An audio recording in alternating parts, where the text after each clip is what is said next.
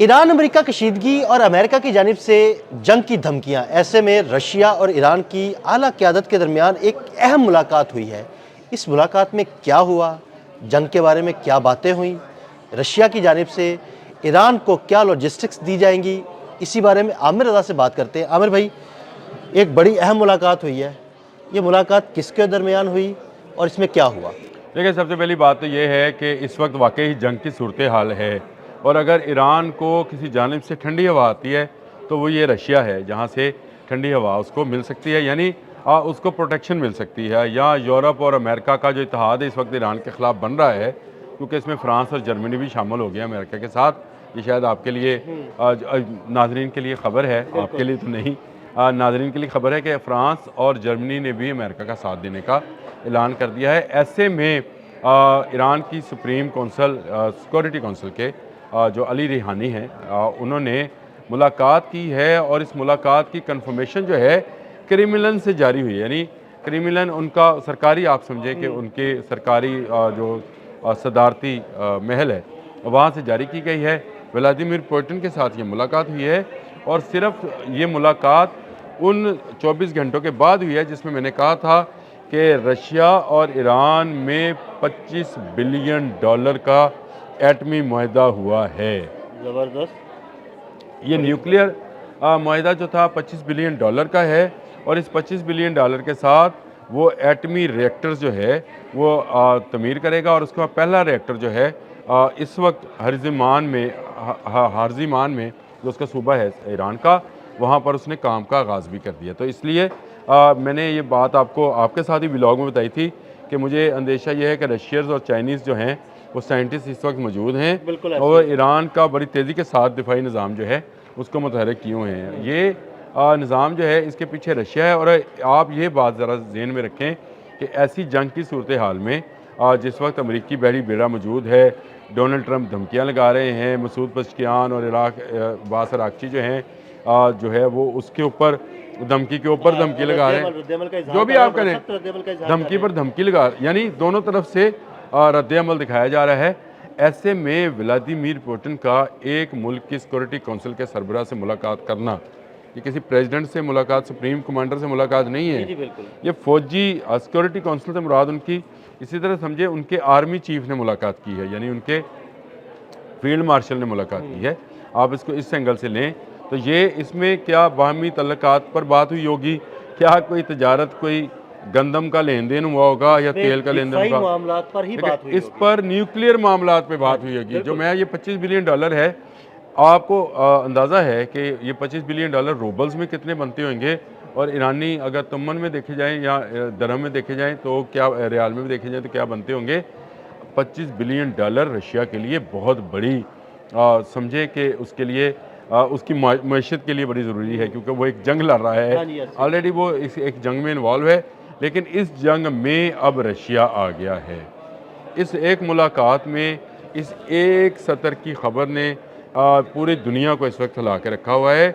Iran Russia इत्तेहाद जो है ये सामने आएगा, और मैं आपको बताऊं कल से जो मशक़ें शुरू होने जा रही हैं आबना हरमज़ में, जी बिल्कुल, इसमें भी आपको रशियन टेक्नोलॉजी देखने को मिलेगी। आपको याद है हमने एक नाइट हंटर के नाम से किया था, जी बिल्कुल, व्लॉग किया था, और उसमें हमने कहा था कि 6 हेलीकॉप्टर्स जो हैं वो आए हैं, और ये पहली टुकड़ी थी। मैंने आपको बताया था ये 50 से ज़्यादा हेलीकॉप्टर्स आने हैं, और ये जो हैं हेलीकॉप्टर्स ये रात के वक्त में ऐसे सेंसर्स रखते हैं जो अपाची से भी बेहतर है। वो कि अब अपाची देने का सऊदी अरब को भी फैसला किया है अमेरिका ने, $9 अरब के एवज़ अपाची और कुछ और एहतियात जो हैं पेट्रियट मिसाइल जो हैं वो दे रहा है सऊदी अरब को। लेकिन ईरान जो है मुसलसल रशियन टेक्नोलॉजी जो है ना सिर्फ उसको ले रहा है बल्कि उसको बेहतर से बेहतर बना रहा है।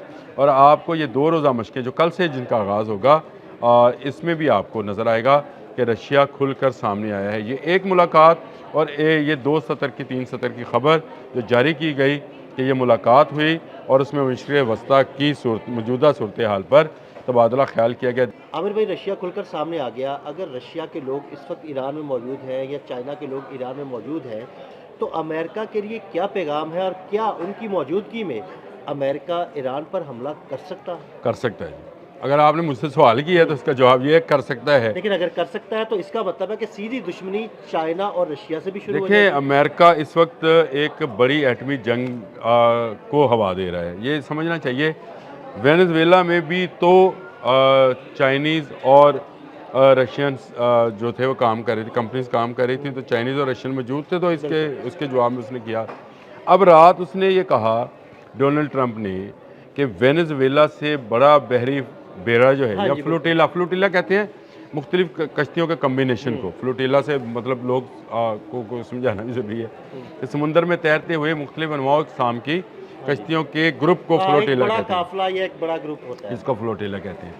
तो उसने उसका जिक्र किया फ्लोटिला का, तो इसका मतलब ये है कि डोनाल्ड ट्रंप कुछ ऐसी ऑप्शंस पर सोच रहा है, और ये जंग जो है ये आगे निकल कर जाएगी। ये कहना कि ईरान में क्योंकि रशियन साइंटिस्ट हैं या चाइनीज़ साइंटिस्ट हैं तो वो हमला नहीं करेगा, हमला किस तरह से करेगा हमें सोचना ये चाहिए, यानी हमें इस पर काम करना चाहिए कि इस वक्त डोनाल्ड ट्रंप क्या सोच रहा है। यानी ईरानियों को ये बात जो है वो बावर होनी चाहिए कि वो किस तरफ से हमला कर सकता है, और मेरा ख्याल है समंदर से ही ज़्यादा इम्कान है, जो कि ईरान ने आपने हरमज़ में जो है अपनी 2 रोज़ा मशकों का आगाज़ कर दिया है। तो मैं ये समझता हूँ कि ईरान को अगर ये रशियन एड, जो कि सिर्फ अभी 2 सतर की खबर बाहर आई है, तो मैं आपको बता रहा हूँ कि मुलाकात हुई है, डिटेल्स नहीं आई है। आप उसकी जो डिटेल्स होंगी, और $25 बिलियन का मैं आपको सिर्फ 2 दिन पहले यानी 24 घंटे पहले बताया था मैंने आपको कि ये जो है $25 बिलियन जो है ये मुआहदा जो है ये एटमी रिएक्टर्स का मुआहदा है,